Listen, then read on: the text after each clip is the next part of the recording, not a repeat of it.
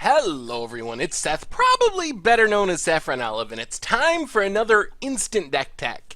Today we're heading to Standard to check out a super spicy Starfield Pact deck. So the combo of Starfield of Nyx and Demonic Pact looks really sweet. This one was played by Yamakawa Aikahiro to a top 4 finish at a 104 player, I believe, event over in Japan. So congrats to Akahiro on their finish with the deck. Quick reminder before we break down Starfield Pact, if you like this deck and want to see it played, take a minute, click the like button, the subscribe button, leave a comment, anything you can do to support your deck, because whichever is most popular gets made into Much Ado About Nothing videos the next week.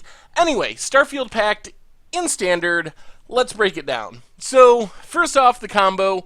Starfield of Nyx is one of my favorite cards in Standard. 5-mana enchantment lets you reanimate an enchantment at the beginning of your upkeep, and if you have 5 or more enchantments, each non-aura enchantment you control becomes a creature with power and toughness equal to their converted mana cost. So you grind out a lot of value over the long game by reanimating your enchantments if they die, plus you turn them all into creatures and eventually swing with all your enchantments for the win.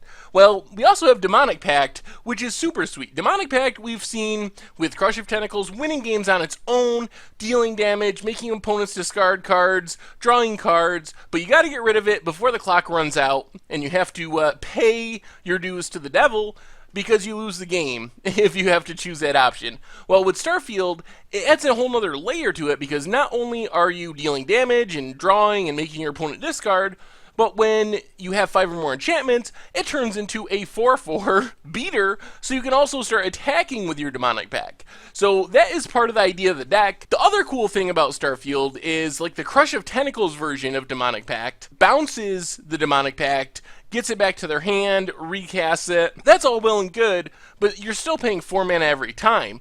With Starfield, you can actually get rid of it with a Angelic Purge, and then on your upkeep, you get to reanimate the Demonic Pact for free, which resets it, lets you deal damage again, draw, discard, do the whole thing all over again, and you get to exile an artifact, creature, enchantment of your opponents for free through that process. Other ways to get rid of your pact: Slumgar's Command can bounce it back to your hand by also killing a planeswalker or a creature, countering a non-creature spell, a whole bunch of stuff.